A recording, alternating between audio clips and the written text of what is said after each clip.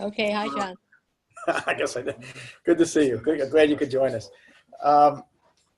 So today is the second part of our study of the Satipatthana Sutta, the Four Foundations of Mindfulness. The beginning part of this sutta that we reviewed already, the Buddha teaches how to use mindfulness to develop concentration. To be mindful of the breath in the body, that's how we start our meditation. To be mindful of feelings and thoughts arising and passing away without just getting distracted by them, analyzing them, labeling, or anything else. Just notice that we're caught up in our thinking or distracted by a feeling and come back to the sensation of breathing. And by doing so, we deepen our concentration. That's the reason why the Buddha taught meditation, to deepen concentration. And then the fourth foundation of mindfulness is simply to be mindful of the present quality of mind in relation to how well we did by being distracted or not by our feelings or thoughts. In other words, if we aren't self-identifying with our thoughts and reacting to them, the quality of our mind will be at peace no matter what's occurring. And if we are reacting and getting caught up in our thoughts, the quality of our mind will be agitated and distracted and frustrated, and it might be something that we consider blissful, but simply it's blissful because we're getting what we want, meaning we're attached to something.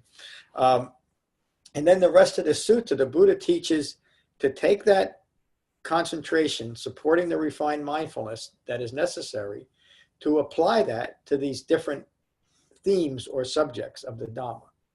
And I'll explain that a little bit more, but the whole purpose of concentration is to develop the refined mindfulness to hold in mind what's important, what is skillful, what is informed by the Eightfold Path, and just as important, we were talking earlier about that, to understand what we shouldn't be holding in mind, what we should abandon as mere distraction and mere eye-making. Is that relatively clear what I just said? Mm-hmm. Okay, good. There's quite a bit to cover here, and I'm going to move through it rather quickly, but if you need some clarity, just get my attention and we'll hold our discussion till we're done. And I just want to go back to where we finished last week. This is the fourth foundation of mindfulness, the present quality of mind, the Buddha's words. And how does one remain mindful of the present quality of mind in and of itself? What does that mean, in and of itself? It's so important. It means without any adaptations, accommodations, embellishment, without the need for what's occurring in my mind or the quality of my mind to be any different than it is. Meaning even a mind that is less than peaceful, by applying these four foundations of mindfulness, I can be at peace with a less than peaceful mind state. Being mindful of the mind in and of itself. It's just it. It's just the mind. One remains focused on the mind internally or externally, on the mind itself. And again, we can get too analytical about that. What does it mean? It's just a direct statement. This is what the mind is doing. Right now, my mind is agitated. Okay, it's agitated. Right in this moment, my mind is distracted. Just notice it and come back to what's occurring, because that is what's occurring. To insist that my mind shouldn't be distracted or angry or fearful or blissful in this moment is completely contradictory to what the Buddha is teaching. To have a mind united in its body with what's occurring, and to be at peace with that, to not think that my mind should be any different than it is in this moment. One knows, the Buddha's words, there is a mind. Not my mind, not your mind, not any kind of mind. There's simply a mind. They remain independent of and not clinging to anything in the world. Notice the reference here. The Buddha's talking about a human mind, but that mind is independent and not clinging to anything in the world. This is how, I'm going to mark this because this is how one remains mindful of thoughts in and of themselves. Everybody's got that? It's kind of clear what that is? Okay, so now we understand the four foundations of mindfulness. Now the Buddha's, in this sutta, the Buddha's getting into specific themes or subjects to apply concentration and mindfulness to, what to hold in mind. This section is called Mindfulness of the Five Hindrances, and just my comment here. Notice the guarantors offered by the Buddha. When one completely abandons a hindrance, it will not rise again. Completely abandoning the hindrances is a reasonable goal and skillful reference to progress. It's one of the reasons why the Buddha teaches this, Buddha's words. Remain mindful of the quality of mind in reference to the 5 hindrances. When sensual desire is present, be mindful that sensual desire is present. Notice the Buddha's teaching that when we notice that sensual desire is present, he doesn't say you're doing something wrong, you're lost, you're no good, you can't do this. So just be mindful with it. What a gentle way of teaching people to become familiar with the quality of their mind. You're not doing anything wrong if you notice that your mind is driven by sensual desire in the moment. Simply notice it without judgment, without analysis, without labeling. When sensual desire is present, be mindful that sensual desire is present. When sensual desire is not present, be mindful that sensual desire is not present. It's as important in the Dhamma to notice what is present and what is not present. And in a refined mindfulness way of looking at it, to be mindful that what I'm holding in mind now is framed by the Eightfold Path, or as equally important, to be mindful that I'm caught up in my thoughts and words and self-reference again. Be mindful of it. Again, it's not right or wrong, and the gentle thing is to simply recognize what's occurring. Be mindful of abandoning sensual desire when it arises. Simple, isn't it? Be mindful that when sensual desire has been completely abandoned, sensual desire will not arise in the future. The Buddha is giving us a lot of encouragement to develop the path, doesn't he? It's not something that we can't do. He's saying in these direct instructions, in these direct instructions that the goal is entirely possible. In fact, it's really the point. He gets to the next hindrance. When ill will is present, be mindful that ill will is present. When ill will is not present, be mindful that ill will is not present. Be mindful of abandoning ill will when it arises. That's a proper application, again, of refined mindfulness, isn't it? To be mindful of what's occurring and to abandon it. Again, not justify it, not analyze it, not label it. Just recognize in this moment, I feel ill will towards myself or towards others. You know, it's easy to pick someone today to have ill will against, isn't it? To recognize that that's a hindrance to awakening, no matter how justified we might feel about our feelings. It's just a feeling. We learned that at the beginning of the Four Foundations of Mindfulness. I do not have to react to it. I don't have to blame anyone else for what I'm thinking or what I'm feeling. And I certainly don't want to blame myself. I just want to be aware of it. Frank. When I'm in a mind frame that's angry, that leads into ill will, it's through understanding that I feel the release from that. Yeah. It's not me abandoning anything. It's through understanding of what's going on that I feel like it lets go of me. Like I'm not abandoning nothing. It's just. Yeah. Well, and so your understanding developed through the Eightfold Path allows you to naturally release anything. In other words, you're not. I'm not doing anything. I'm just understanding it. Yeah, it's a consequence of developing the Dhamma. I feel like it's letting go of me. In other words, I'm not letting go of it. The ill will is when I can feel it. When I'm not identified. Yeah, it doesn't have a hook. Yeah, it's not. I'm not hooked. Yeah, is that what you said, Helen? Well, I said it doesn't have a home in you anymore. Oh, okay. Yeah. Idea. But then the next one is the one that gets me. Be mindful when you don't have ill will. And then that right away makes me think, oh, well, I guess I'm not thinking about that bad thing anymore, but then suddenly you're thinking about that bad thing. It's so important to recognize that other side of it, isn't it? Yeah, that, to me it's like a slippery slope, too. In this moment, I think about that often now, about how calm and peaceful my mind is, and how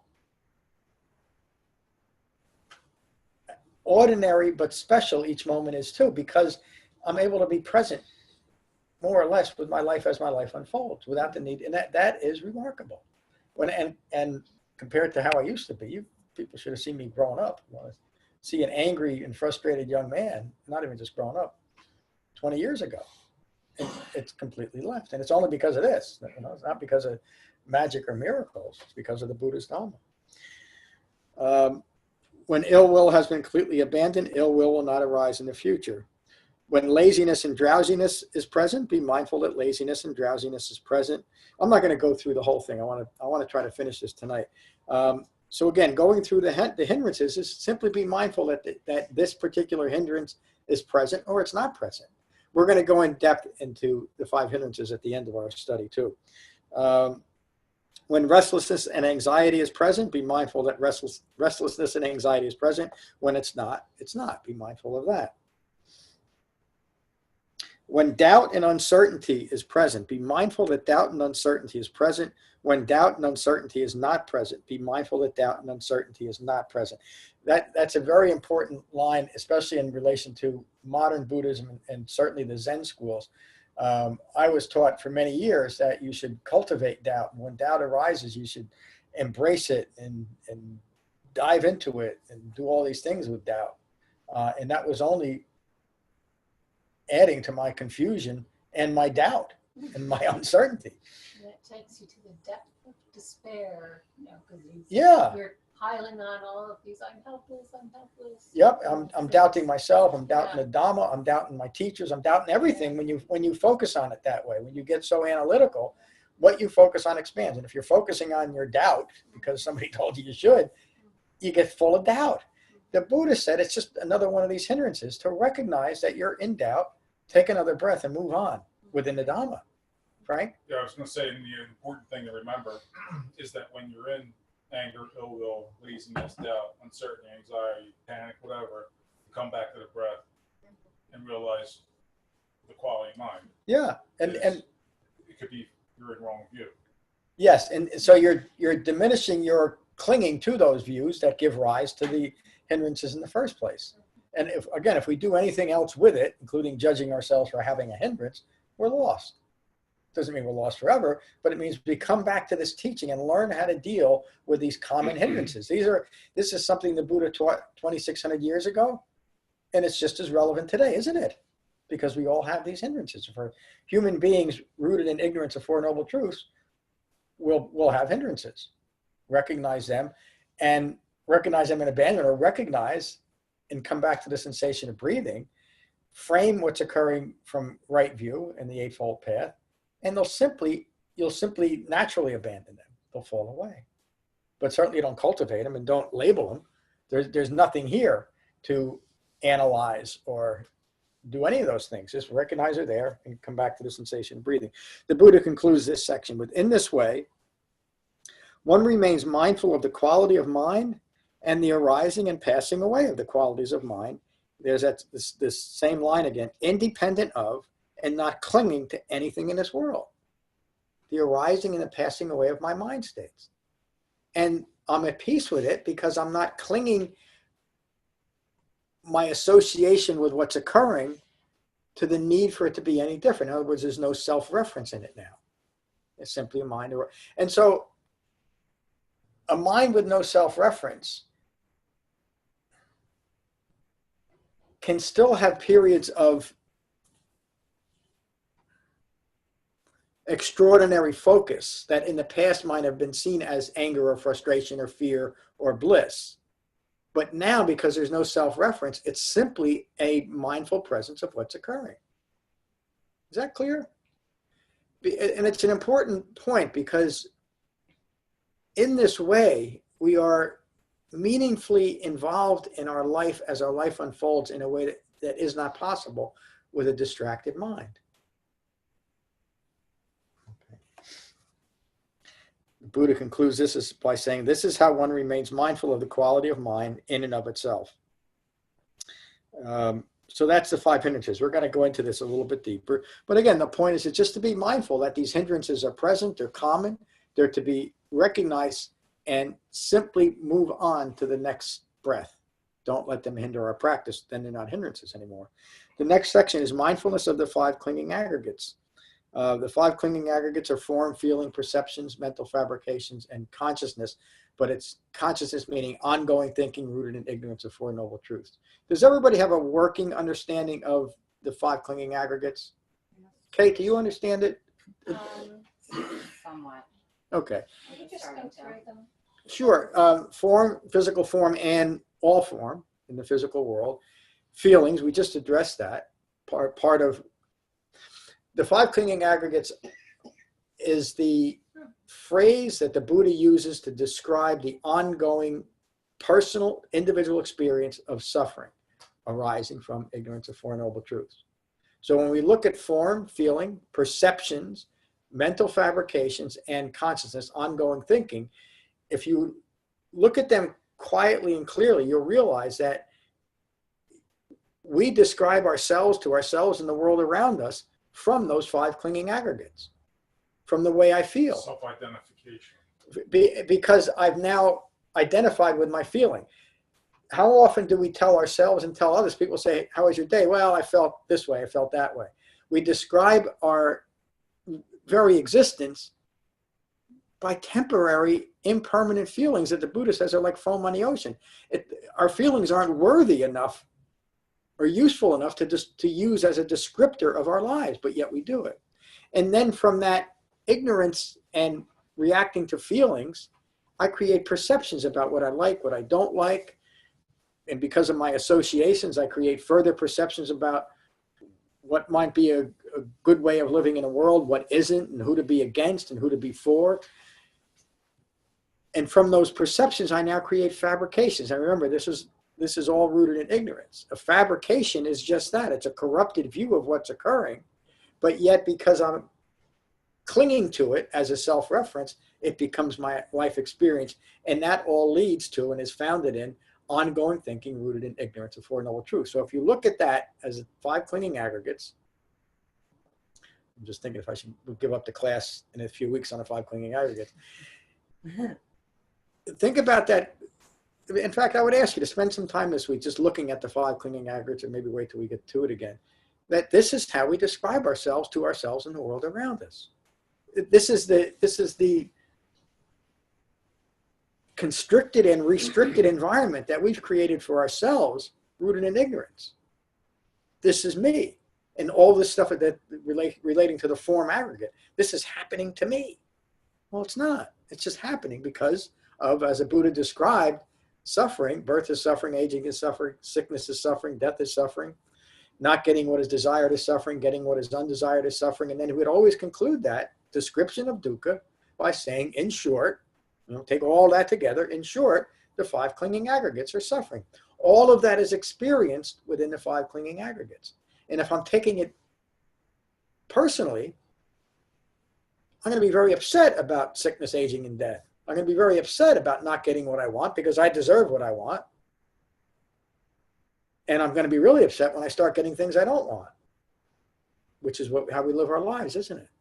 All rooted in those wrong views, ignorant views. Frank? I was going to say that it still happens even through right understanding, through right view, except they're not five clinging aggregates. They're individual aggregates. Yes. Form, feelings, perceptions, fabrications. You can still see them happen, except from right view.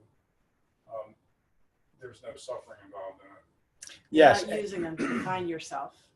Yes. And so the phrase clinging aggregates refers to self-identifying with each one of them. An awakened human being still has a form. They still have feelings. They still have perceptions, maybe not fabrications, maybe. And they still have a thinking process, but they're not self-identified. So they're five aggregates. I think Just like in the Dhamma Sutta, where the Buddha describes the 6 properties that make up a human being. They're entirely impersonal. And you can't find a person in any of those properties, but yet we do. We from misunderstanding, from ignorance, we create a self where there is no self. Helen, I'm sorry. I just remember when my daughter was 12, 13, she would sometimes watch these reality shows where they put people who didn't know each other into a house and they lived together. It was total five clinging aggregates. It was everybody obsessed with themselves, relationships developing, relationships falling apart. It was like a disaster. And to me, that's like the epitome of the five clinging aggregates. They could have called it that. the reality show, The Five Clinging Aggregates. I mean, it's perfect. I think I lived in that house Oh, it was, in much younger, druggy days. it's all narcissism and selfishness and just people behaving badly. It was Who else just- would sign Yeah, up for I, that? li- I lived in that house. I lived in a rooming house in Summit, across from the high school. I don't know if I remember that. And it was just like that. It was a whole house full of drunks and drug addicts and people addicted to other things. And it was just like that. Boy, what a place. Yeah, people behaving badly. The poor landlord used to show up on Saturdays to kind of take care of the place, and he'd always find some disaster. He'd show up and there'd be mattresses burning in the backyard and stuff like that. Poor It stuff. was the 70s, Pardon me? It was the 70s. Yeah. What can you say? John, I feel like the 5 cleaning aggregates and the 12 causative links are both kind of the Buddha's way of outlining how the nature of mind and how the mind will condition itself Yeah. if you're not if it just is left to its own devices. It will see a feeling and then arbitrarily attach things to it, perceptions and fabrications, and develop all of this nonsense. Yep. Like a computer program running amok. Yeah. That's just what he saw and is trying to teach us. Yeah. And again, there's nothing terribly difficult to see this, except we have this problem of this veil of ignorance. We're resistant to seeing this simple teaching and all of these things. Everything that Buddha taught was to bring understanding of suffering so that we can bring it. And these hindrances are an aspect of, and I'll say it this way, these hindrances and the 5 clinging aggregates are a manifestation of suffering, aren't they? That we do it to ourselves. We create this. This isn't part of some creation myth, or it's not because the creator God messed up a little bit and we're stuck with these things. We've done this to ourselves from the way we think, from our perceptions and our fabricated way of thinking.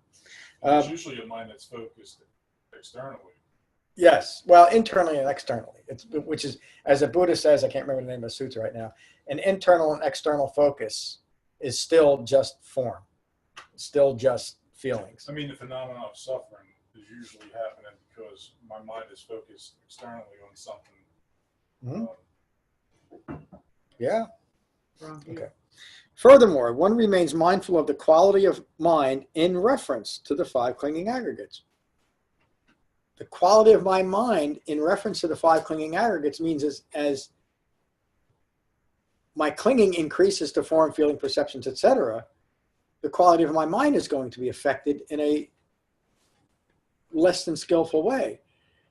Conversely, as I am mindful of the hindrances and not reacting to them, my mind develops calm and peace, right?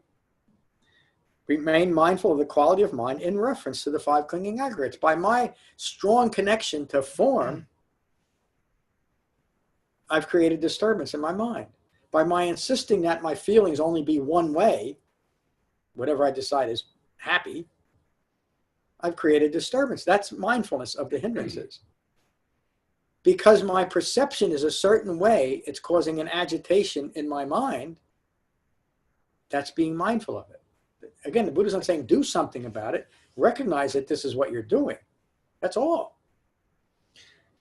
The Buddha continues, remain mindful of the form and the arising and passing away of form. That's how to deal with when we're attached to form. When I look in the mirror and I notice that I got more wrinkles around my eyes, rather than reacting to, oh, I'm starting to look old, simply recognize this is the arising and passing away of form. Right? Remain mindful of feelings arising and passing away. Instead of insisting that I feel something different or that you made me feel bad, it's just a feeling. There's nothing to it. Remain mindful of perceptions and the arising and passing away of perceptions. Remain mindful of fabrications and the arising and passing away of fabrications. Remain mindful of consciousness and the arising and passing away of consciousness. Just remind, and again, this is a very profound and direct teaching on impermanence too, isn't it? And these things that I've been taking so seriously and personally are all impermanent. They're all foam on the ocean. Stop taking it personally. In this way, one remains mindful of the 5 clinging aggregates and the arising and passing away of the 5 clinging aggregates, independent of and not clinging to anything in the world. This is how one remains mindful of the 5 clinging aggregates in and of themselves. They don't become part of something bigger than what they are. They're just hindrances. Mindfulness of the 6th sense base. So we went through that series on the wisdom of restraint. We talk about this often, that the Dhamma is practiced at that point of contact, meaning from contact with the external world, or in the sense that I'm considering myself that internal view of self, but it's at that point of contact that the rubber hits the road, that we practice the Dhamma.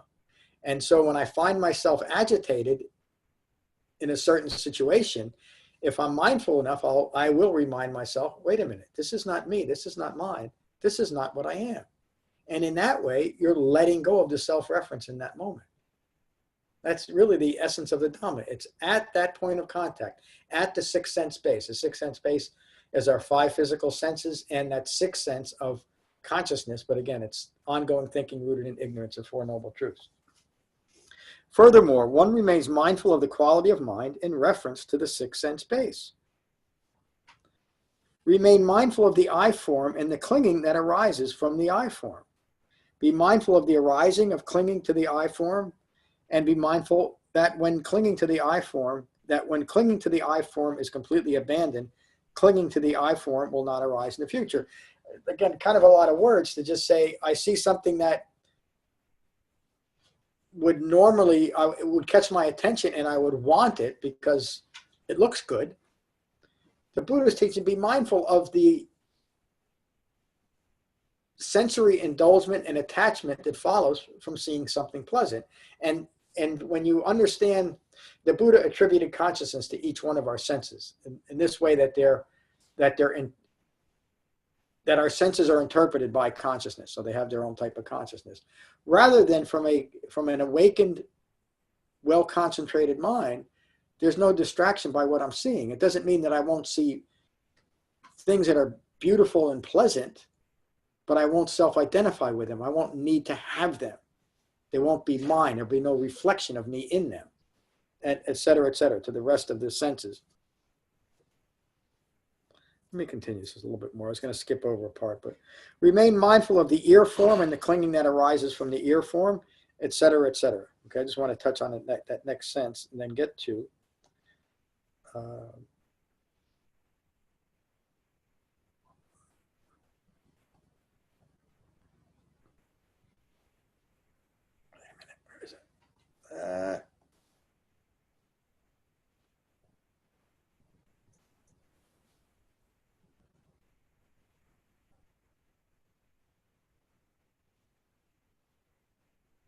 okay, going through the 6th sense base, the Buddha concludes, in this way, one remains mindful of the 6th sense base and the arising and passing away of the 6th sense base, independent of and not clinging to anything in the world.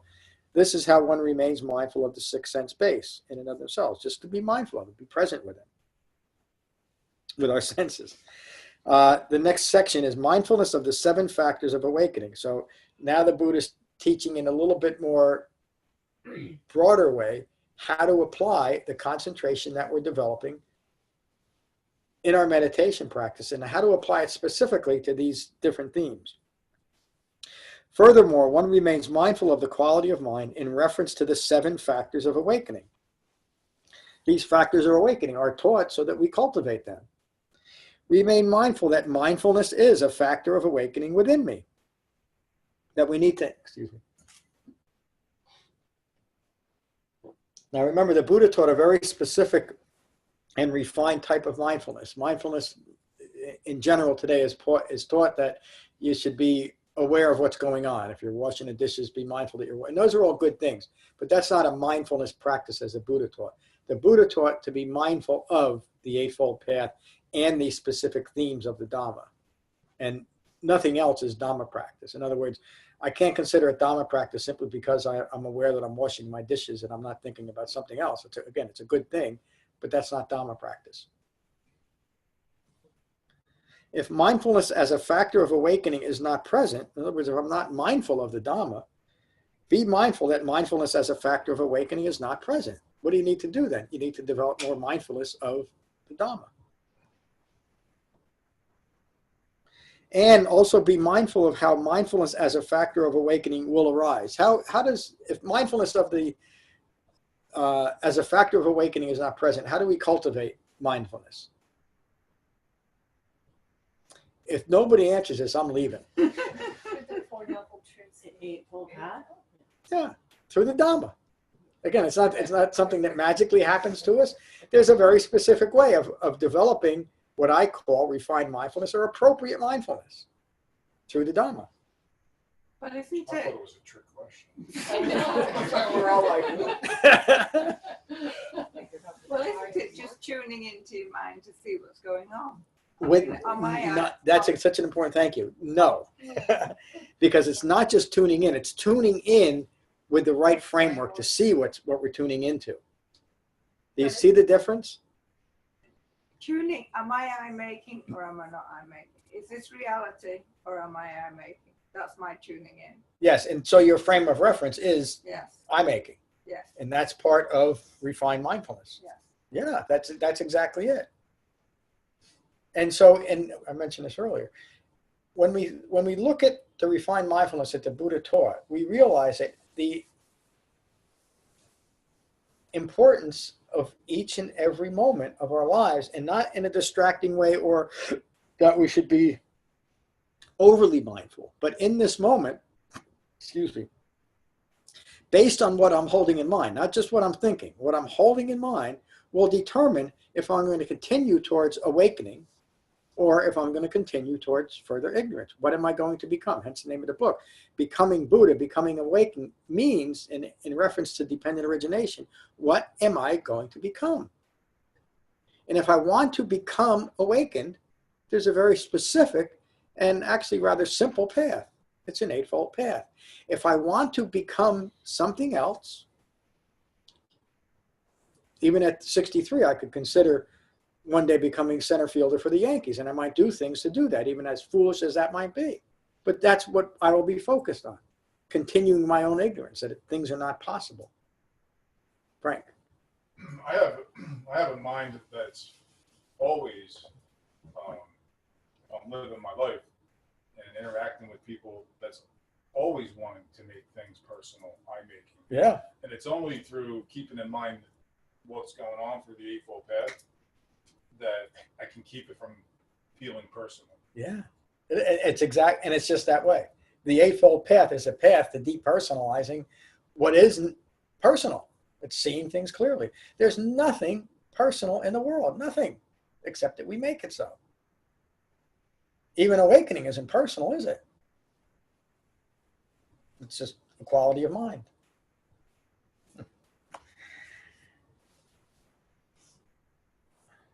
Remain mindful of the culmination of the development of mindfulness as a factor of awakening, meaning it's kind of like saying don't rest on your laurels. You got a little bit of concentration, okay, but keep going. The culmination, the end of the process of awakening is what we're headed for, what we're hoping to develop. Remain mindful that investigation of the Dhamma is a factor of awakening. Think of all the things, I've said this often, the Buddha, one of the most remarkable things of reading all the suttas, or most of the suttas, is that the Buddha never wasted a word or an intention towards developing something, including this.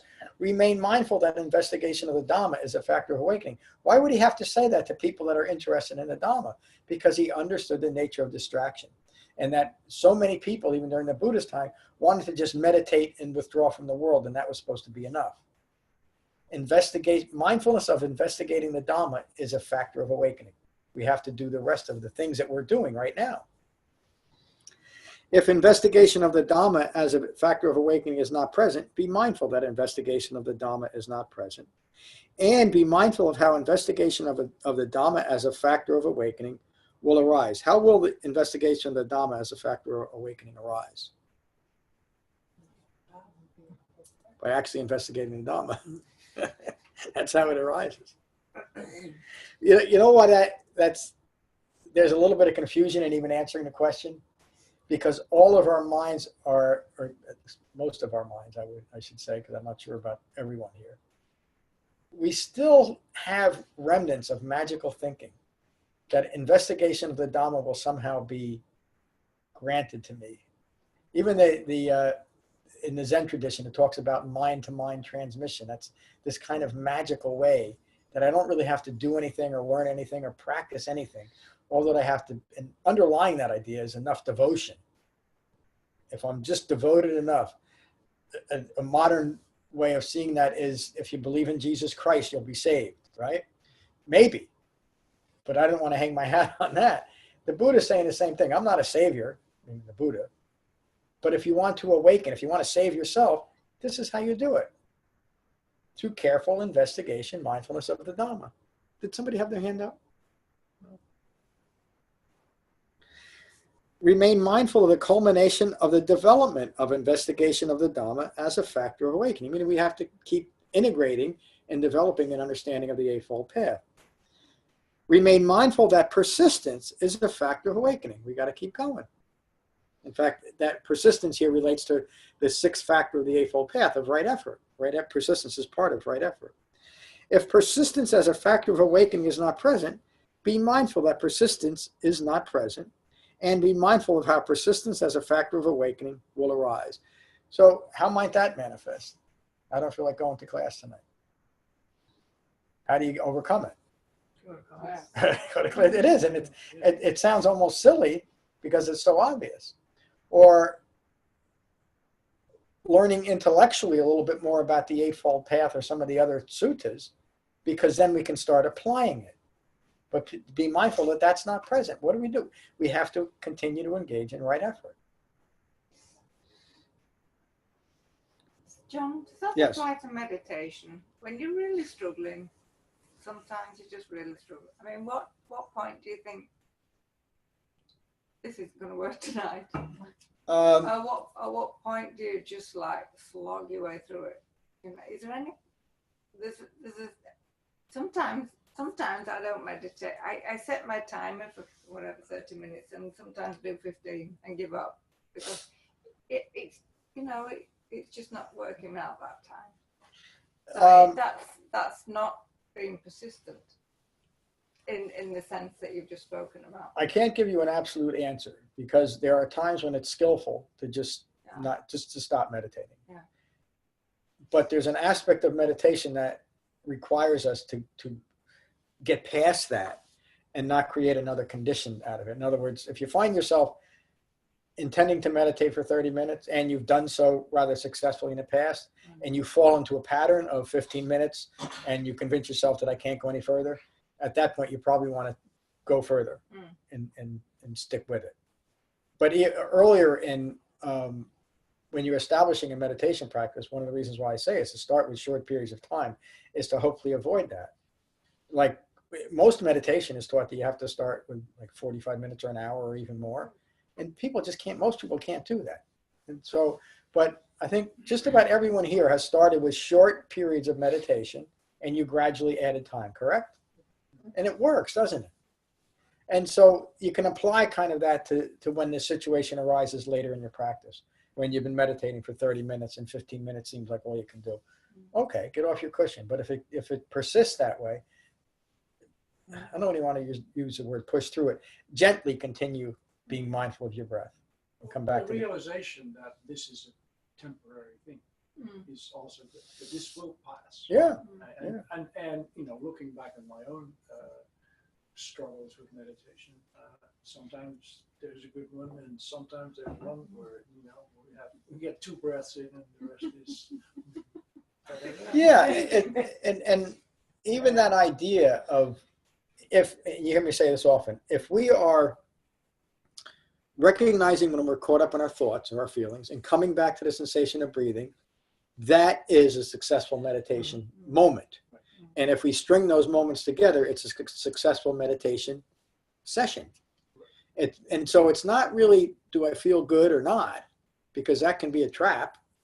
It's just that I did what I intended to do for X amount of minutes. My intention now is to meditate for 5 minutes. And I understand what meditation is, that when I get caught up in feelings or thoughts, I come back to the sensation of breathing. That's the 4 foundations of mindfulness. And if I'm doing that, I'm doing... Yeah, without judgment, too. Yeah, I'm engaging in the most effective and profound meditation method that I can. 4th foundation, the mindfulness of the quality of mind. That's what gets me through it. It's just that the quality of my mind is just this. It's not, wow, my mind is really spacious now, or my mind is really at peace, or I've meditated for 30 minutes and I'm still angry. It doesn't matter. If you use the method, you've deepened concentration, and the present quality of your mind after 30 minutes of meditation is anger or frustration. Okay. Yeah. Take a breath and, have a cup of tea. Yeah, have a cup. Yeah.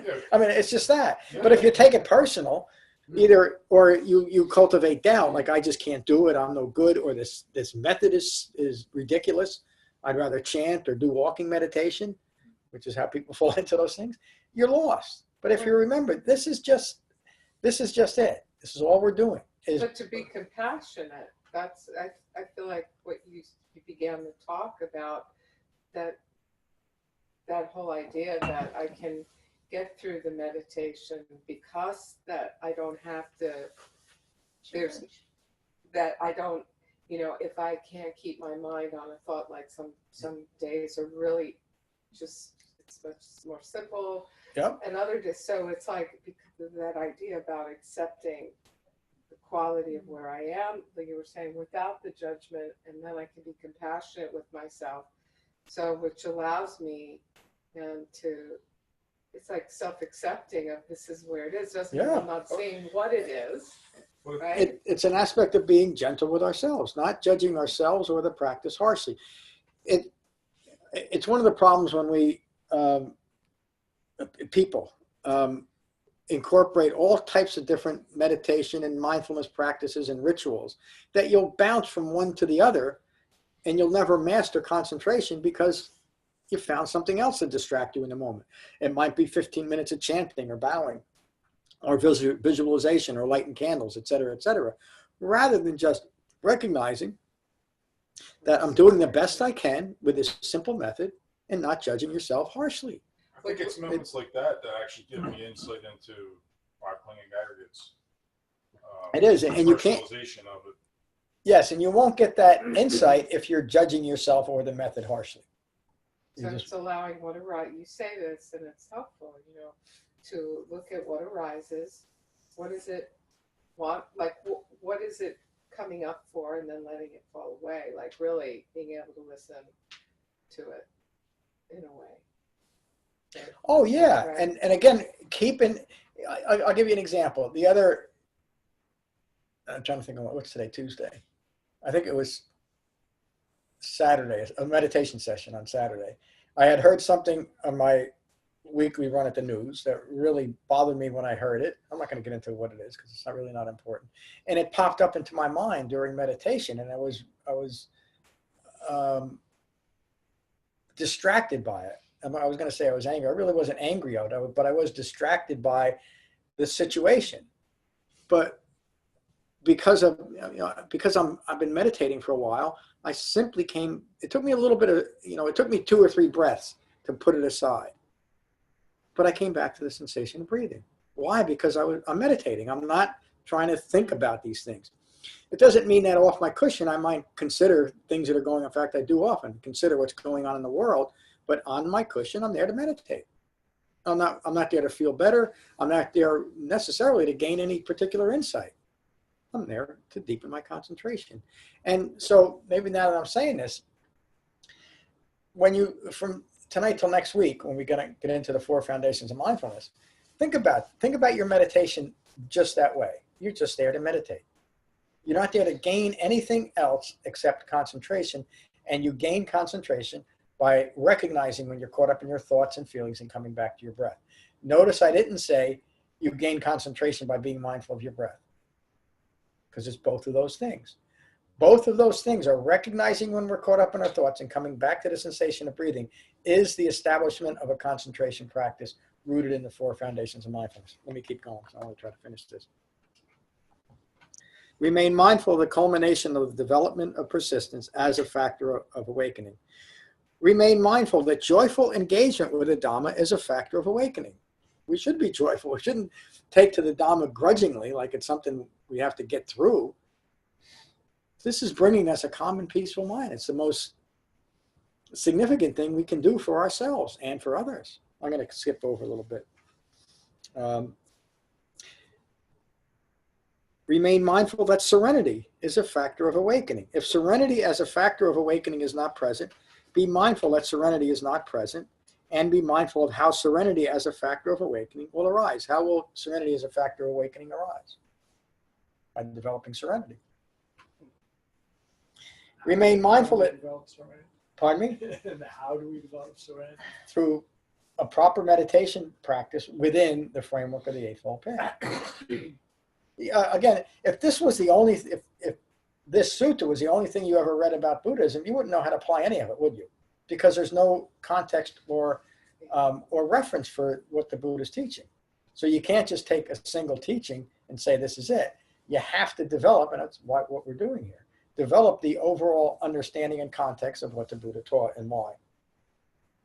Remain mindful that concentration is a factor of awakening. If concentration as a factor of awakening is not present, be mindful that concentration is not present, and be mindful of how concentration as a factor of awakening will arise. How will concentration as a factor of awakening arise? All right. Again, I'm skipping over a little bit of that. Actually, we can skip the last one, though. Remain mindful that equanimity is a factor of awakening. If equanimity as a factor of awakening is not present, be mindful that equanimity is not present, and be mindful of how equanimity as a factor of awakening will arise through appropriate mindfulness. Remain mindful of the culmination of the development of equanimity as a factor of awakening. So again, just to reiterate, the Buddha first teaches us in this sutta how to develop concentration to support refined mindfulness, and now he's teaching us how to apply that mindfulness, what to hold in mind. In this way, one remains mindful of the 7 factors of awakening and the arising and the passing away of the 7 factors of awakening. Here's that line again, independent of and not clinging to anything in the world. This is how one remains mindful of the 7 factors of awakening in and of themselves. So is everybody clear on how to be mindful of these different themes? Simply recall them. I know. Well, you're lost. So. Oh, getting back to washing of the dishes. Pardon me? Getting back to washing of the dishes. Yeah.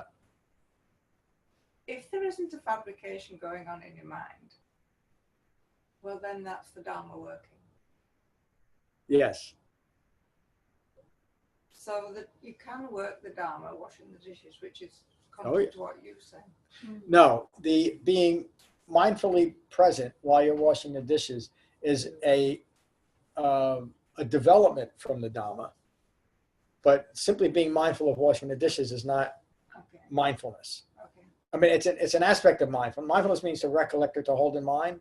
So to be aware of what you're doing is important, but we develop that a mind united in the body through the Dhamma, not by thinking if I can be mindful of washing the dishes, then I'm awakened, or then I'm doing something. It's You're not. Substitution for you're, practicing. That's right. And it often is taught that way. And mindfulness is often taught that way. It simply means to be aware of what's occurring right now. And that's true. But a mind that is prone to distraction can't do that.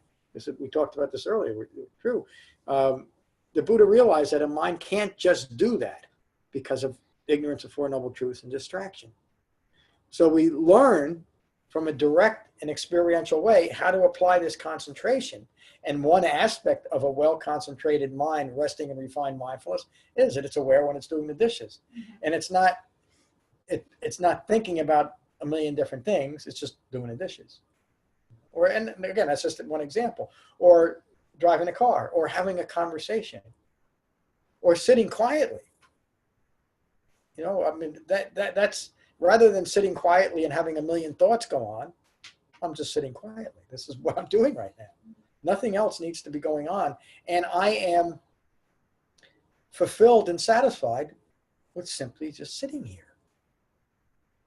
Or I am fulfilled and satisfied by washing a sink full of dishes that I used to have great aversion for. You know, ask my mother. We'll do the dishes. Okay, so now we're getting to another application of mindfulness. Mindfulness of the Four Noble Truths. Furthermore, one remains mindful of the quality of mind in reference to the Four Noble Truths. We hold in mind the Four Noble Truths. Remain mindful of knowing that this is stress, first noble truth. This is the origination of stress, the second noble truth. This is the cessation of stress, the third noble truth. And this is the eightfold path leading to the cessation of stress, the fourth noble truth. That's what the Buddha wants us to hold in mind. Ultimately, this is it.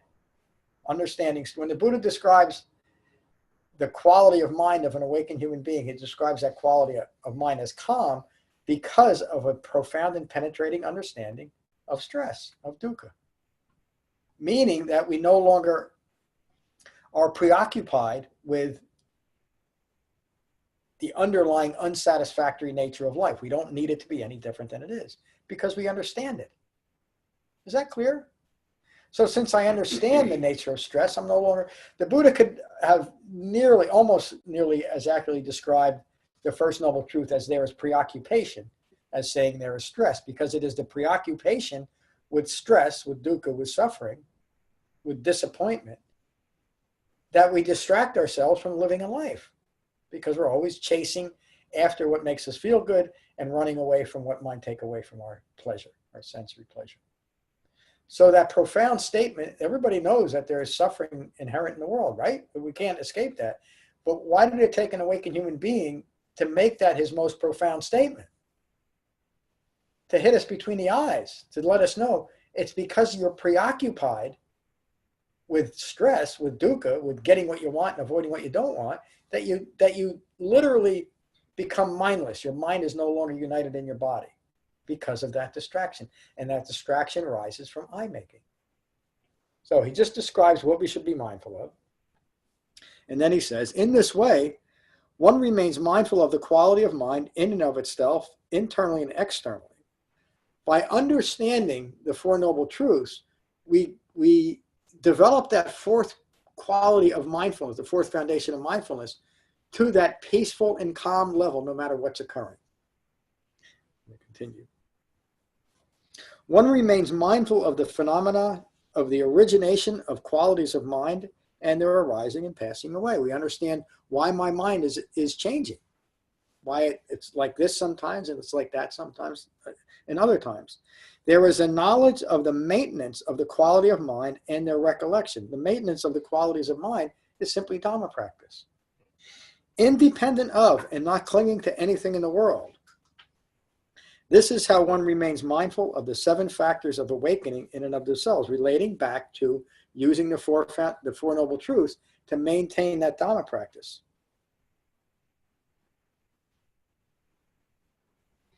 Here's the good part. The effectiveness of the 4 foundations of mindfulness. Now, if anyone develops these 4 foundations of mindfulness in this manner for 7 years, one could expect either complete understanding here and now, meaning in this lifetime, or if there is any clinging and maintaining remaining in this present life. Completely dismissing all these later developed teachings that it takes endless eons.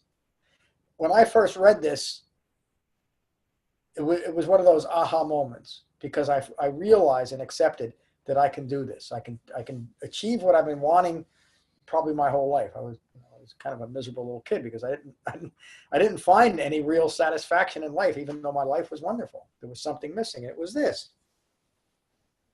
Let alone 7 years, if anyone perfectly develops these 4 foundations of mindfulness in this manner for 6 or 5 or 4 or 3 or 2 or 1 year, for 6 months or 3 months, for 1 month, for 2 weeks, for 7 days, one could expect either complete understanding here and now, or if there's any clinging and maintaining remaining in this present lifetime. So by next week, we should all be there. Friends, listen to this powerful statement. I know you've heard me say it, but this is an awakened human being whose only concern, his only reason for the last 45 years of his life is to teach others to do what he had done. And as simple and direct and accessible way possible. Friends, this is the direct path for the purification of all beings, for the cessation of sorrow and regret, for the disappearance of pain and distress, for establishing the right method of practice, and for complete unbinding. In other words, these four foundations of mindfulness. It's the end of the Satipatthana Sutta. Thank you. Isn't that remarkable? And where the Buddha began that sutta and where he took us to. In other words, this is the direct path, these four foundations. Good to see you, Drew. Good to see you. Yes. Good night, Drew.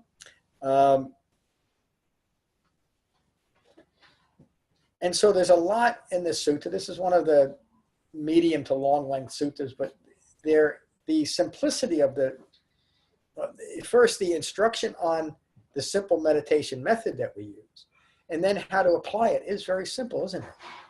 We develop concentration and then we learn what to hold in mind. And this speaks directly to that, excuse me. And so Dhamma practice, as we develop it, authentic Dhamma practice, doesn't become a practice of aspiring towards something, establishing the self, in some type of realm or a future birth that is more favorable than the one I happen to find myself in. It has nothing to do with that. The Dhamma is about living a human life fully present with your life as your life unfolds. And that is the great reward. It's really what is missing, what gets people grasping after things that they hope will fulfill them, because they're missing the fact that what is most fulfilling is to be living in your life. Probably the most extreme example today is addiction, and you all know my story. And they often, they don't talk about it that much anymore, but 25, 30 years ago, they used to say alcoholism and drug addiction is a quest for spiritual fulfillment. And there's a certain amount of truth in that, because something is so lacking in myself that I'm seeking it out in other ways. Of course, they don't work, but those are extreme examples. But we all fall into patterns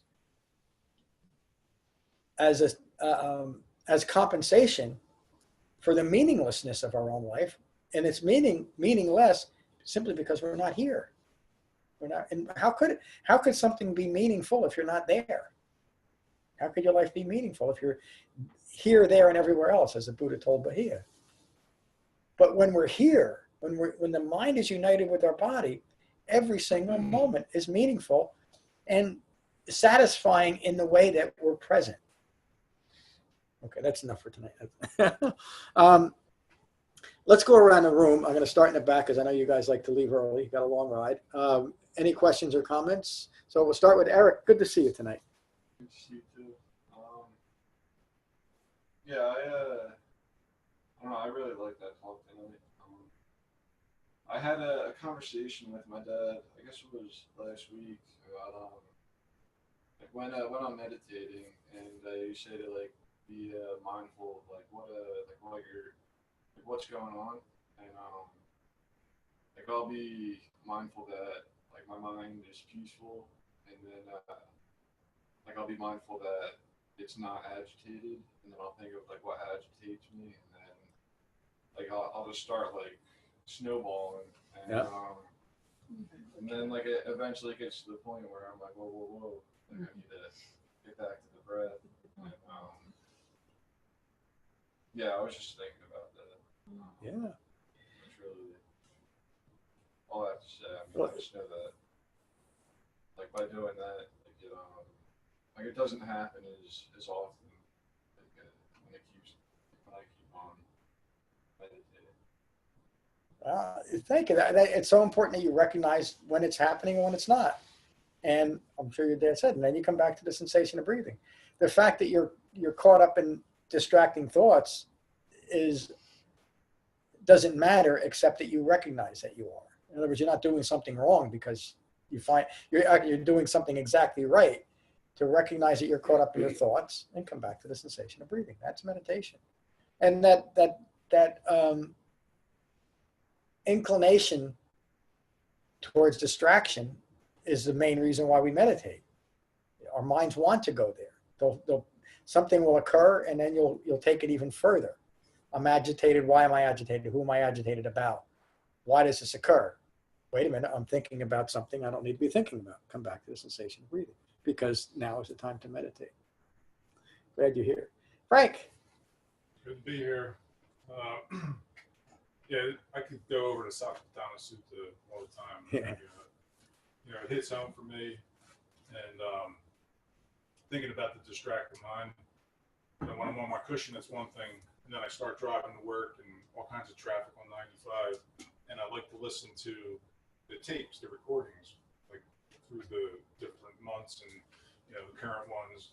And a lot of times I'm like, oh, he just said something really good there, and I have to hit the 30-second rewind button, and goes back, and then I'm coming up to that part that I wanted to re-listen to, and then my mind goes off again. Gotta hit it back again, and I'm like, and something like this morning it happened 3 times, and I was like, all right, maybe I'll just listen to the whole tape.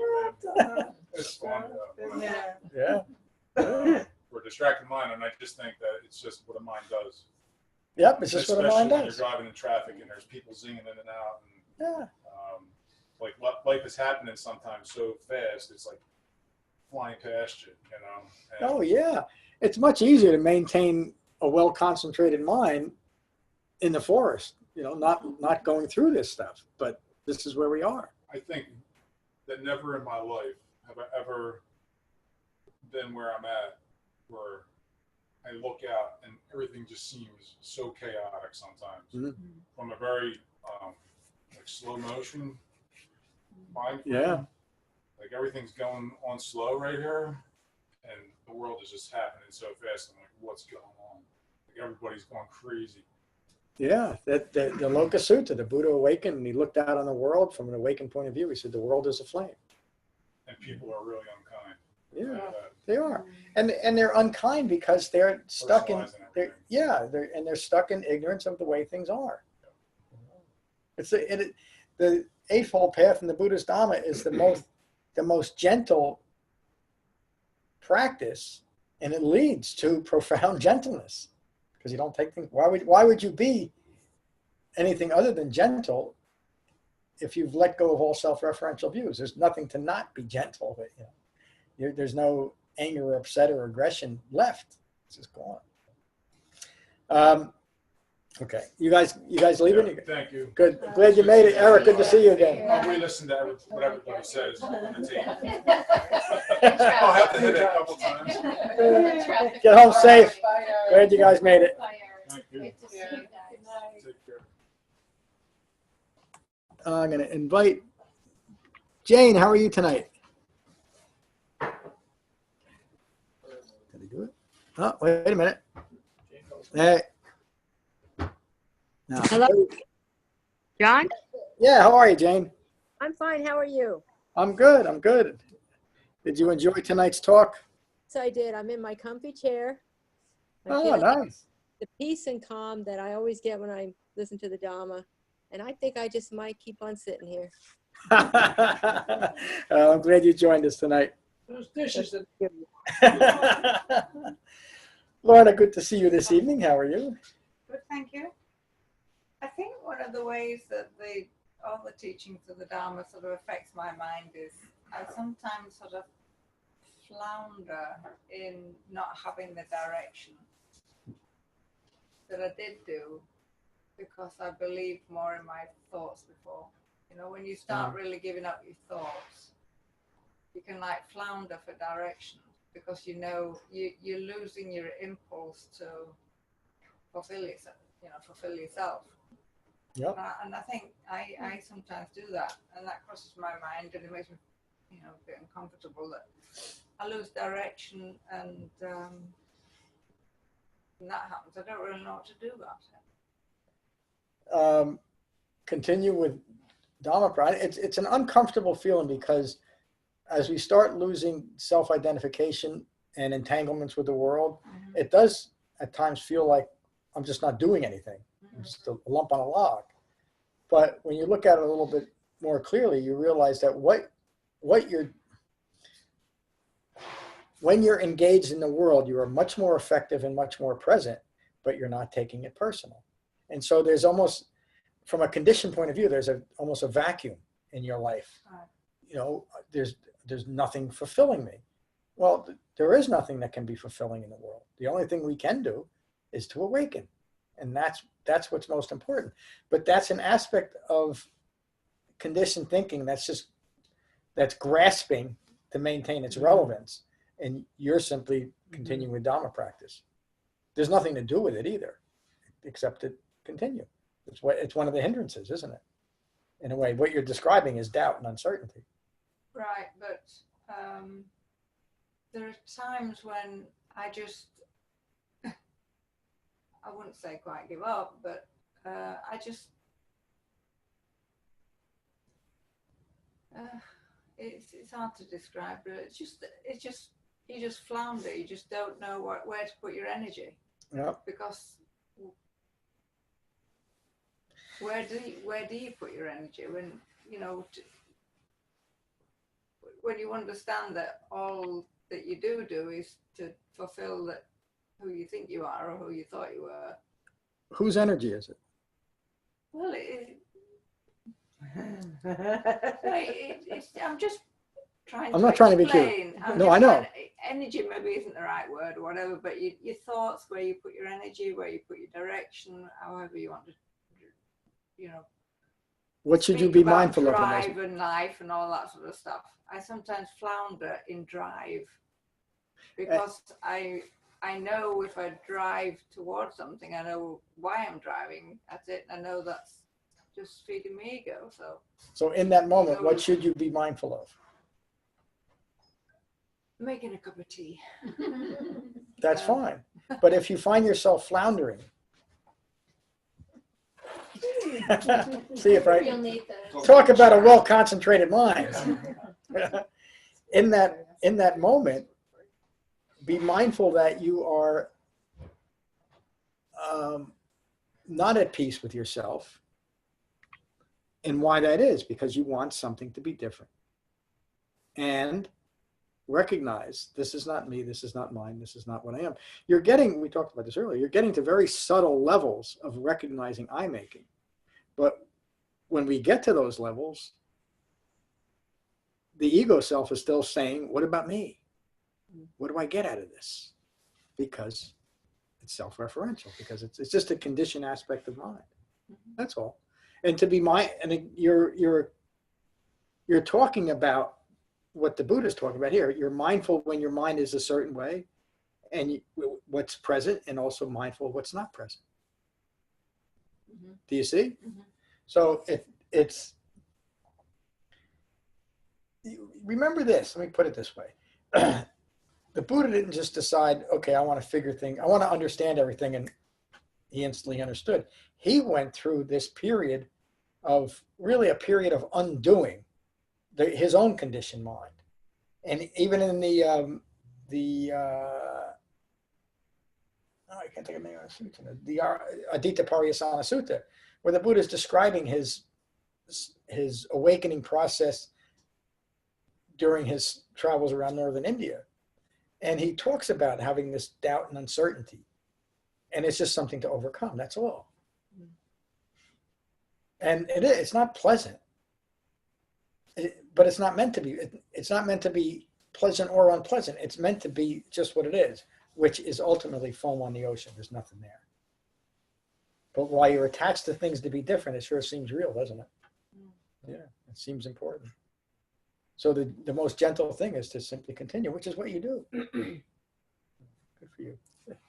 Jen, good to see you. Good to see you. Actually, Lorna, what you're talking about is what you're saying is resonating with me as well, because I wouldn't put it in the same way. I wouldn't put it in the same words, but there is definitely kind of an unraveling, I feel, like that's happening that's if I look at what's going on from an ego's perspective, it's and I'm like literally just putting this together now after you guys both had that exchange. I'm judging it, judging how my mind is and how I'm just judging it. It's different than it was. Yeah. But that's enough for my ego to jump on it and just that it's recognized something's different, and now how can I make myself miserable with that information or with that kind of and the uncertainty you were talking about too uncertainty has just been a word that just been coming up for me a lot with reading about the hindrances and uncertainty being just impermanence up against anatta. Yep.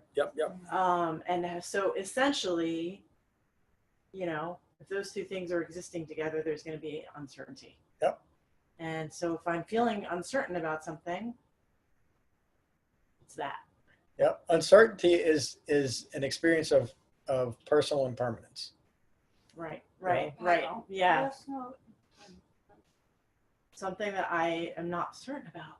I am not certain about. And I want to be certain about it. Yeah. I want the security I want that feeling of security. Yeah. Because I need to always get what I want. Right. And if I can't be sure of getting what I want in the next moment, I can't stand uncertainty. I mean, again, you're getting to the heart of the Buddhist teaching too. It's because of impermanence and it's because of uncertainty that we do become distracted, because we can't know for sure if the next moment is going to be satisfying to me. Right. Well, the Buddha awakened and said, guess what? Disappointment, unsatisfactoriness is the first noble truth. So stop putting so much effort into it. Stop putting your whole life into making something certain, which is always uncertain and impermanent. And live a life. Yeah, and I think I don't know what the teaching is or what the sutta is that where one of the members came and was like, I'm feeling really uncertain and very full of doubt, and I'm full of, because that's how I've been, and it feels like it's not pleasant, but it also feels like it's part of this practice. Yeah, it's happening. Yeah, I can't judge it. For most of us, it is. And it's unpleasant, and it's just something that we go through. Right. One of the important things about the Satipatthana Sutta and taking true refuge and really understanding that is just that. I think we conclude. I think Satipatthana Sutta is in this. Is that we take refuge means taking comfort and safety in something, and so we take comfort and safety in. We're doing something that we know because a human being did it and he left his teaching, and we have a supportive sangha to develop this Dhamma. We know we can do it. And this is another sutta where the Buddha says, guess what? In 7 years, 6 years, 5 years, just 1 week, through wholehearted effort, you can do the same thing. It's helpful. Yeah. And this discussion is very helpful. Thank you. Ram, good to see you. Yeah, that fourth foundation of mindfulness was a big turnaround. When I finally got that, after you beat me over the head for a couple of years. Gently, though. Very gently. That turned around a lot of frustration. Not so much in practicing the Dhamma in my daily life, but in meditation itself. Yeah. I was expecting a certain outcome, a certain mindset during meditation, and I wasn't getting it. Yeah. And I finally realized that this is my state of mind. Yep, that's the step. And then once I got comfortable with that idea, I realized, well, this state of mind is actually not the same every meditation. It changes drastically from one to the other. Yeah. And there's nothing terribly significant about one quality of mind or the next, is there? It's just what's Because they occurring. come and go. Yeah. They come and go. And they Yeah. they flip from one thing to the other right in the middle of meditation, right in the middle of life. It's just a state of mind. And when you finally realize that, you are now living within and expressing that seventh factor of awakening, a mind resting in equanimity. Mm. It just is. But to a self-referential ego personality, equanimity is the last thing it wants. Mm-hmm. I need excitement. I don't want calm and peace. Drama. I need something to keep me distracted. Helen, good to see you. Good to see you, John. Good to see everyone and be here. It was a long 2 weeks of not being here. Yeah. Regarding the 5 clinging aggregates, I was thinking about this today as I was walking Jake, and I was thinking about it in reference to self-identification.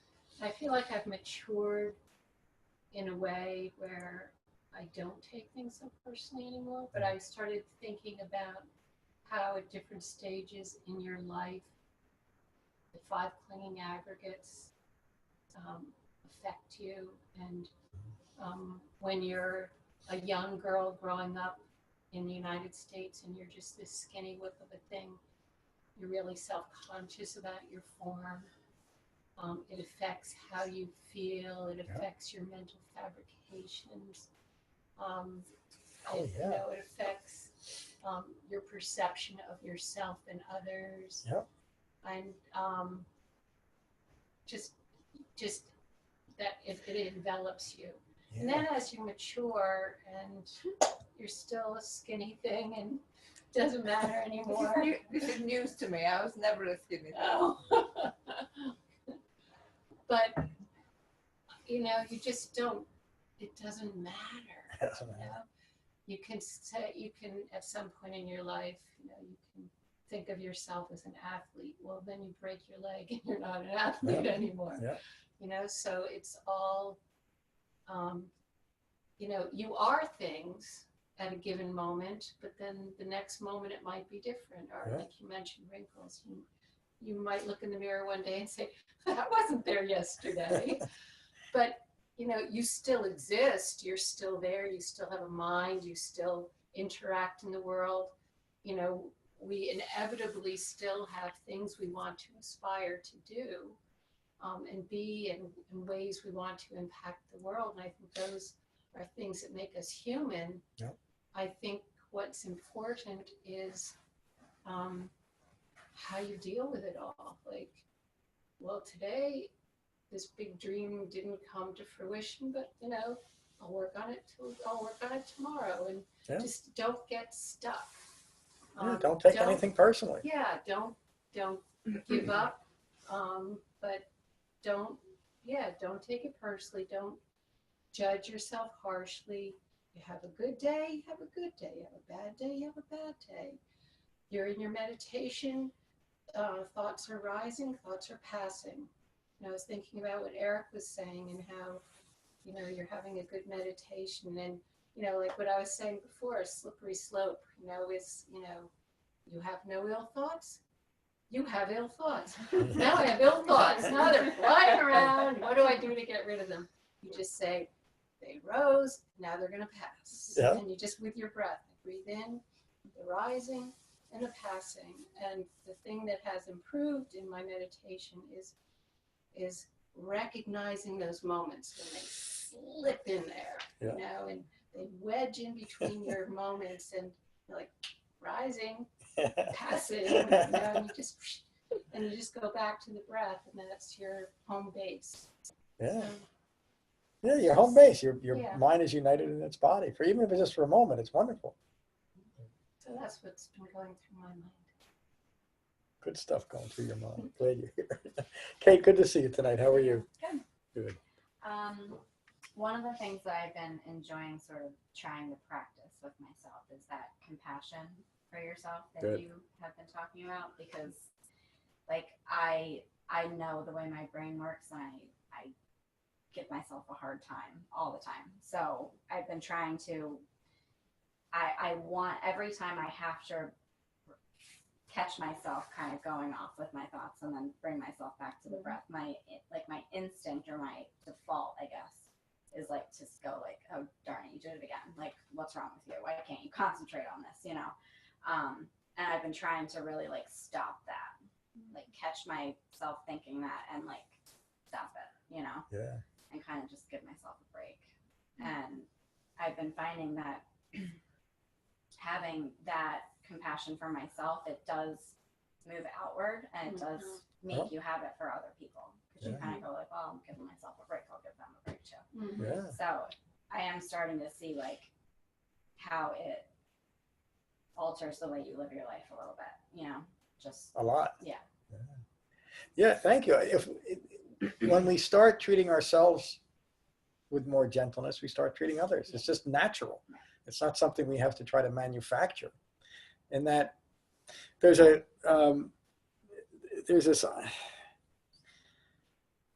this way of looking at ourselves that it developed in the Western culture I'm talking about, that the best way to better ourselves is to first find out that what's wrong, then beat ourselves up about that for a week or a month or the rest of our life, and then somehow we'll get better. It just doesn't work that way.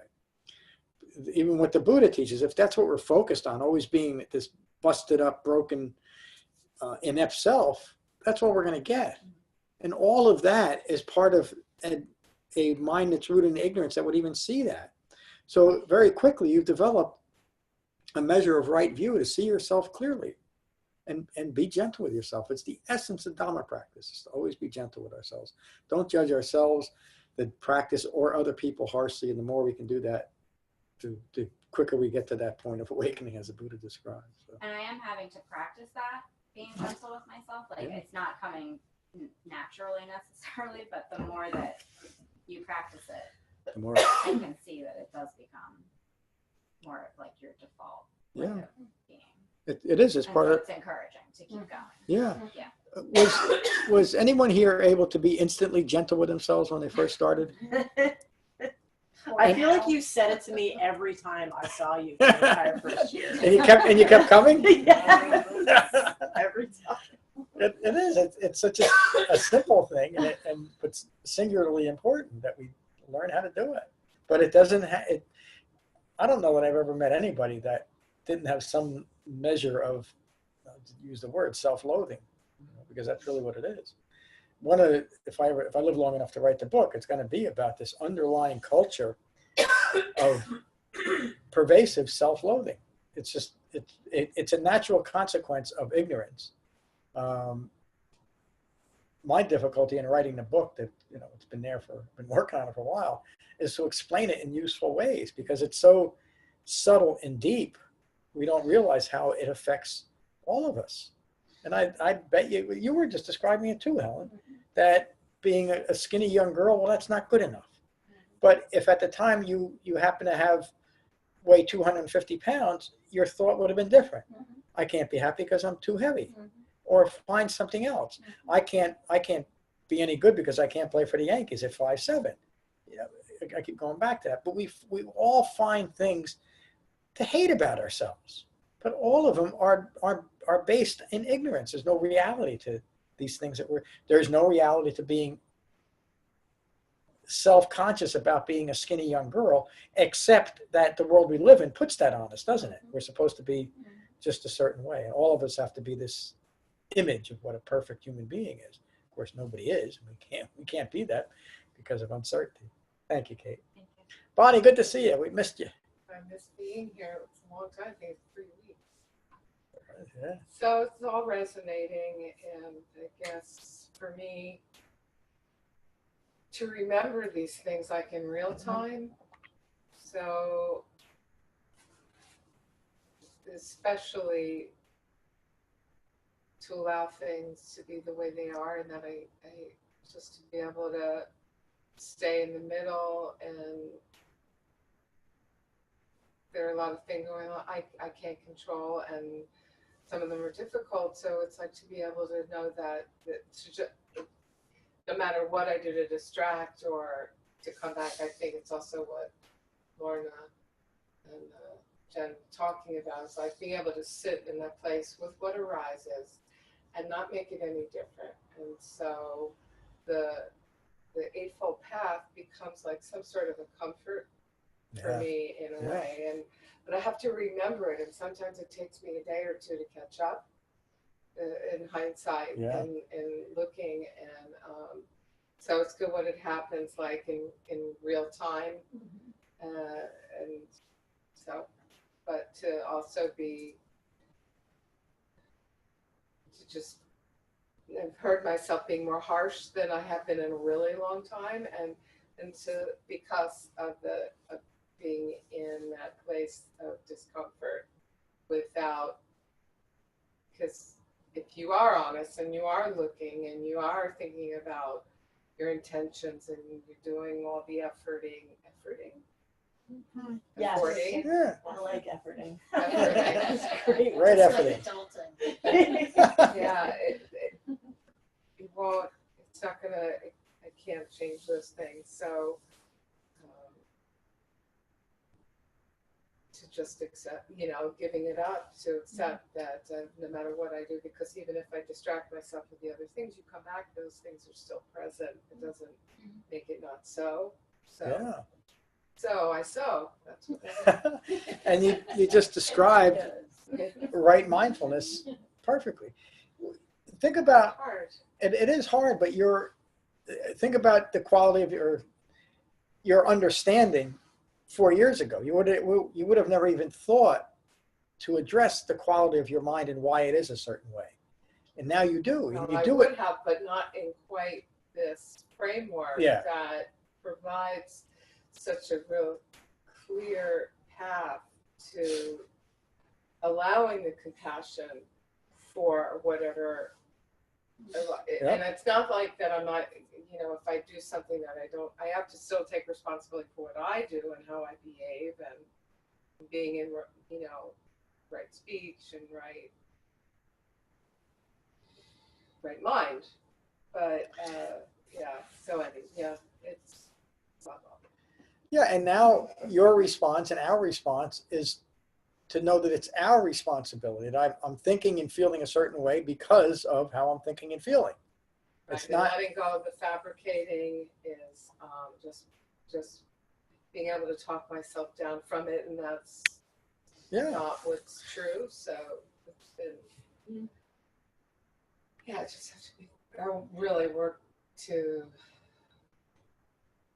have a clear view, to bring it in. It's almost like, I'm not a fisher or anything, but the idea of like when they fly fish and the thing goes, and it's like really fast. So it's on that line, and I know it's way out there, but it's like, how do I have to reel it in so it's like closer? Never mind. No, you make it become more familiar with it. That's all. I'm glad you're feeling better. I'm glad you made it tonight. Liz, good to see you tonight. How are you? Good to see you. Good to be here. I'm going to miss a couple more sessions. Oh. At least one more. One. One. Okay. Thank you for keeping track of me. Next week I won't. Not be attached. Right. One of the things I've been playing around with lately is to find, I'll call it tolerance first, and then I'm trying to really push it down into the practice, but it's the impulse to react to things that are going on in the world and to defend things and to want things to be right. And I've caught myself a couple times in my battle mode, and where I can hear my voice, like I can hear it getting louder, defending. So I've been trying to do things like I heard one time that the Dalai Lama meditates with the news on. He can meditate with the news on. And I thought, well, I don't want to recently. I don't want to do that, but every once in a while I will bring a word into my meditation that's a trigger. And then I'll just say trigger. And so bring the word in and say trigger, just so I can desensitize myself to a little bit and calm down and, being able to talk about things. It's not up to me to defend these issues in the world, but to just kind of reel all that in a little bit for my own sake. And it's the whole idea of the second arrow. You know, I voiced my concerns over an issue on Saturday night, and on Sunday I apologized to someone for it who said, "What are you talking about? You know, it's not a big deal." But in my mind, it was this huge deal. So I'm just trying to desensitize myself. I just felt like it was what I needed to do. I need to, while I'm sitting, need to bring a word or a name into that moment and find a way to distill it. So it's probably not what the Buddha had in mind, but it's actually helping, so that I can be in a room where certain people are talked about and not get as upset about it as I do. Mm-hmm. That precondition. Yeah, well, it's just so close. It just Like reactivity, Yeah. stuff that's difficult to hear. Would you consider doing that outside of your meditation practice? In other words, well, I thought you might say that. you know me. Because The reason, so you're not conflating a concentration practice for a resolution practice. And because that's not what this is about. Yeah. This is not about resolving those issues. But what my intention was that to get myself into, and I guess I don't have to do it in my actual meditation, call it contemplative or something else, but just to, I mean, I hear certain names and I can feel my whole body just, get weighed down. Is one of those start with a T? One does. It's a common agitation. And other issues, that are, No, I know. that are being overlooked and Yeah. revealed. But Liz, I don't mean but, meaning while you shouldn't think that way. What I'm saying is the Buddha described all of that. Dukkha occurs, and it doesn't mean that we shouldn't have compassion for other people, but the most compassionate thing we can do for ourselves and others is to awaken. And then we have a profound understanding of how issues and difficulties arise and pass away. Similar to what you were talking about, someone brought they're an MBSR practitioner along with a Dhamma practice, mindfulness-based stress reduction. And they were talking about how sometimes when there's pain in during their meditation, they'll use the MBSR technique to deal with the pain, and he finds that helpful. But what you're doing, a concentration practice, is not pain management therapy. It's two different things, even though it seems like the same thing. So again, my suggestion is you shouldn't do it because it's not a concentration practice. You shouldn't take away from your concentration practice to engage in pain management. But I understand. I thought that's probably what you were going to say. You were right. But Liz, thank you for bringing it up because it's such an important point. We used, and I would say, if you only have a half an hour to spend on doing this, on a resolution practice and a concentration practice, okay, give your concentration practice 15 minutes, and then give a resolution practice at 15 minutes. That's a good idea. Yeah. But also you can do the resolution practice when you're not on your cushion. Yeah. Like throughout the day. Ideally, that's seeing the thought or the feeling arise, like the Four Foundations of Mindfulness in that moment. Just stay with the feeling for a minute or two, and then come back to your breath every time the name. That's a similar, yes. I mean, because you have to keep hearing the name. I mean, that's not going to stop. We're going to be panting. Yeah. I couldn't. And Jen's right. The thinking of someone who we find, I don't mean this personally or directly towards any one person. Thinking about someone in meditation that we find personally offensive and reacting to it is still just a feeling or a thought attached to the feeling. And so the Four Foundations of Mindfulness teach us to, okay, that I've reacted to this idea that I have, let me come back to the sensation of breathing. But it's also, if we find ourselves really agitated over, especially a central figure, it is a good idea to desensitize ourselves to it, because that's only going to lead to a distracted mind if we don't deal with it, or it's always going to keep coming up. But then the Eightfold Path can provide me with, or, you know, when we have difficult character in our life, I mean, I think it's like it's the frustration with like the delusional thinking, right? And so I don't know, I think using the Eightfold Path to navigate it, even though, but it's what I was trying, but we're trying to do it in real time. It's like, it's hard because it's putting the genie back in the bottles. Well, and we're letting him go. That really is the ultimate point of the Eightfold Path. It's moment by moment life when these things arise.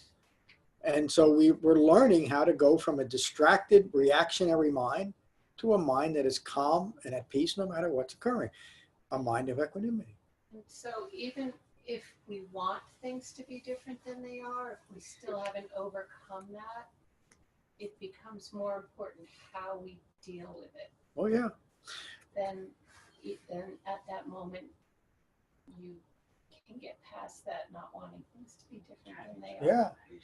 And we learn the profound difference through this practice of the difference between approval and acceptance. I don't have to approve of something, but I accept it. Why? Because it's what's occurred. And it's what is occurring. Again, and talking about, I think we all know who we're talking about. I don't have to approve of that person, but I maintain a calm and peaceful mind because I accept it's what's occurred within the world that I live in. It's not a mistake, and it's nothing like that. It's what's occurred. And on a broader scale, it's what's occurred within a system that I'm a part of. So why should I lose my mind over it? What I can do is, if I find it so offensive, in 2 years, I can do something about it. Yeah, I mean, and if in 2 years more people choose this person to continue, that's simply the world I live in. Well, I know, but what we can't forget here, what we can't forget here is dukkha occurs. Somebody's horse. And there's millions and millions of people that are happy about this situation, and that can't be just. I'm not going to go to, well, they're all sick in their own way because of that. That's not right thinking in any way. In fact, it's just the opposite. I can't. One of the things I was thinking about, a lot of people that are taking positions now are saying, I hate that person because they hate. That's basically what they're saying. I love those signs. Does that make any sense at all? No. I love those signs that say, hate has no home here. Is that what the signs say? Yes.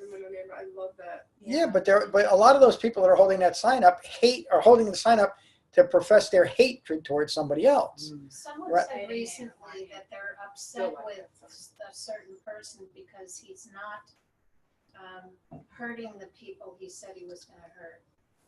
Boy, So talk about it. So someone that's in, of the belief that they supported this person are shocked because he's not hurting the people he said he was going to hurt.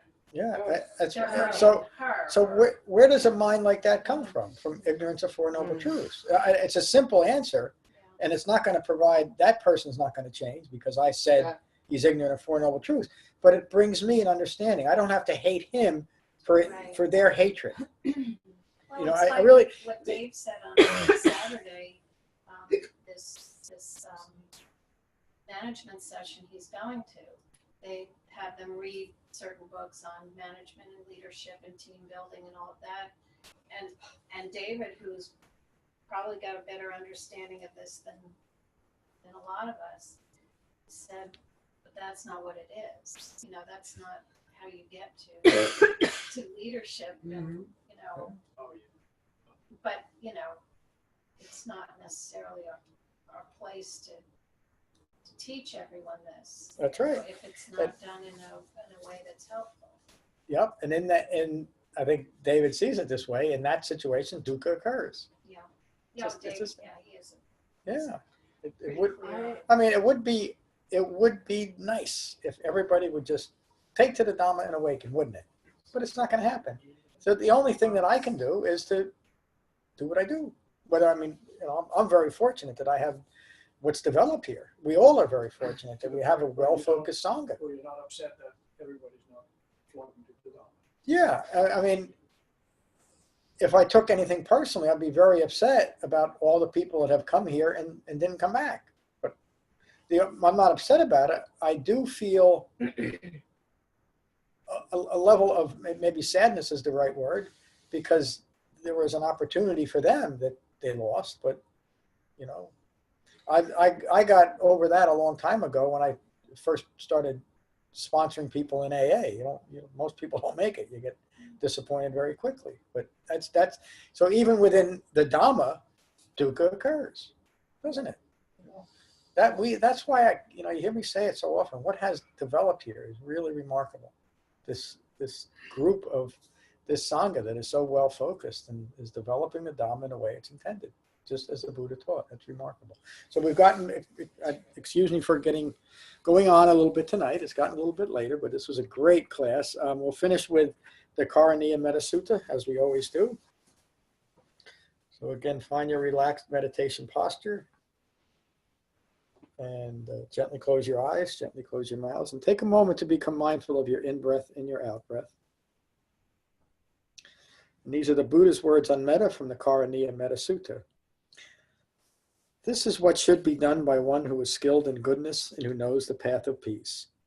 Let them be able and upright, straightforward and gentle in speech, humble and not conceited, contented and easily satisfied, unburdened with duties and frugal in their ways, peaceful and calm and wise and skillful, not proud or demanding in nature. Let them not do the slightest thing that the wise would later reprove. Wishing, in gladness and in safety, may all beings be at ease. Whatever living beings there may be, whether they are weak or strong, omitting none, the great or the mighty, medium, short, or small, the seen and the unseen, those living near and far away, those born and to be born, may all beings be at ease. Let none deceive another or despise any being in any state. Let none through anger or ill will wish harm upon another. Even as a mother protects with her life her child, her only child, so with a boundless heart should one cherish all living beings. Radiating kindness over the entire world, spreading upwards to the skies and downwards to the depths, outwards and unbounded, freed from hatred and ill will. Whether standing or walking, seated or lying down, free from drowsiness, one should sustain this recollection. This is said to be the sublime abiding. By not holding to fixed views, the pure-hearted one, having clarity of vision, being freed from all sense desires, is not born again into this world. Thank you all for a wonderful class tonight. Thank you, John. Peace. Thank you, John. Thank you, Jane, for joining. Oh, good night, John. Thank you. See you soon. Okay. Have a good Bye-bye. week. You too. Yeah.